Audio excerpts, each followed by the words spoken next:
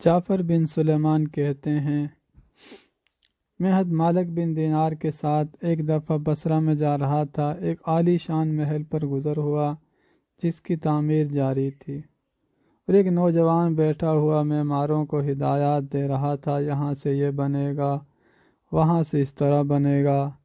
مالک بن دینار اس نوجوان کو دیکھ کر فرمانے لگے، یہ شخص کیسا حسین نوجوان ہے اور کس چیز میں پھنس رہا ہے، اس کو اس تعمیر میں کیسا انہماک ہے۔ میری طبیعت پر یہ تقاضا ہے کہ میں اللہ جل شانہ سے اس نوجوان کے لیے دعا کروں، وہ اس کو اس جھگڑے سے چھڑا کر اپنا مخلص بندہ بنا لے۔ کیسا اچھا ہو کہ یہ جنت کے جوانوں میں سے بن جائے۔ جعفر چل اس نوجوان کے پاس چلیں۔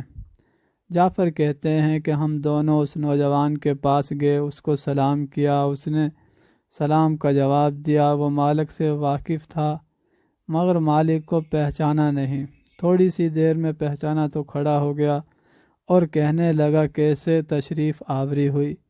مالک رحمۃ اللہ علیہ نے فرمایا، تم نے اپنے اس مکان میں کس قدر روپیہ لگانے کا ارادہ کیا؟ اس نے 1,00,000 درہم۔ مالک نے فرمایا کہ اگر تم یہ 1,00,000 درہم مجھے دے دو تو میں تمہارے لیے جنت میں ایک مکان کا ذمہ لیتا ہوں جو اس سے بدرجہ بہتر ہوگا۔ اس میں حشام اور خدام ہوں گے، بہت سے ہوں گے۔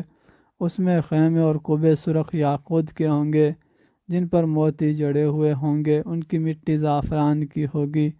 اس کا غارہ مشکہ ہوگا جس کی خوشبو مہکتی ہوئی ہوگی، وہ کبھی پرانا نہ ہوگا نہ ٹوٹے گا۔ اس کو معمار نہیں بنائیں گے بلکہ حق تعالی شانوں کے امر کن سے تیار ہوگا۔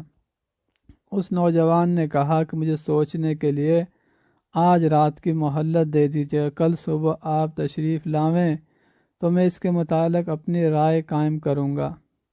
حضرت مالک رحمۃ اللہ علیہ واپس چلے آئے اور رات بھر اس نوجوان کی فکر میں سوچ میں رہے۔ آخری شب میں اس کے لیے بہت عاجزی سے دعا کی۔ جب صبح ہوئی تو ہم دونوں اس کے مکان پر گئے۔ وہ نوجوان دروازے سے باہر ہی انتظار میں بیٹھا تھا، اور جب حضرت مالک بن دینار کو دیکھا تو بہت خوش ہوا۔ حضرت مالک نے فرمایا کہ تمہاری کل کی بات میں کیا رائے رہی؟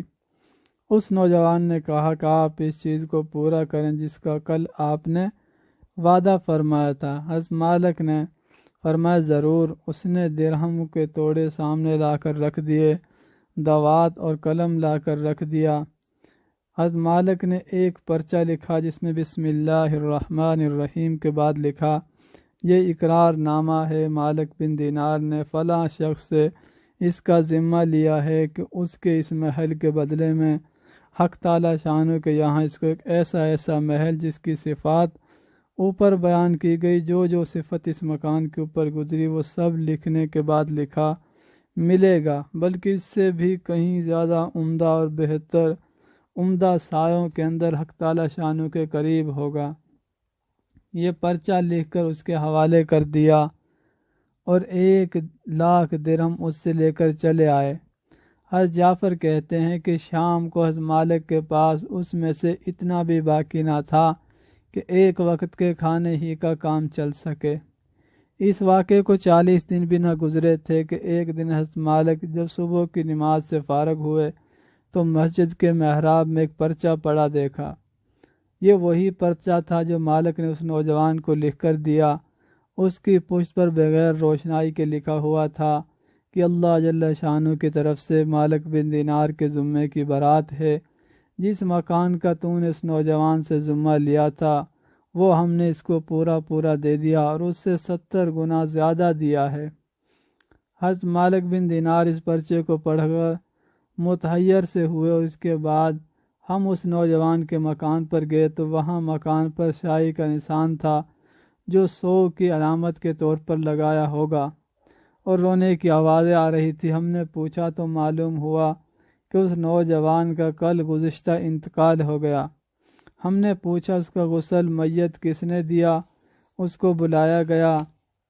ہم نے اس سے اس کے نہلانے اور کفنانے کی کیفیت پوچھی۔ اس نے کہا کہ اس نوجوان نے اپنے مرنے سے پہلے مجھے ایک پرچہ دیا تھا اور یہ کہا تھا کہ جب تو مجھے نہلا کر کفن پہنائے تو یہ پرچہ اس میں رکھ دینا۔ میں نے اس کو نہلایا، کفنایا اور وہ پرچہ اس کے کفن اور بدن کے درمیان میں رکھ دیا۔ مالک بن دینار نے وہ پرچہ اپنے پاس سے نکال کر اس کو دکھایا۔ وہ کہنے لگا، یہ تو وہی پرچہ ہے، قسم ہے اس ذات کی جس نے اس کو موت دی، یہ وہی پرچہ ہے، میں نے خود اس کے کفن کے اندر رکھا تھا۔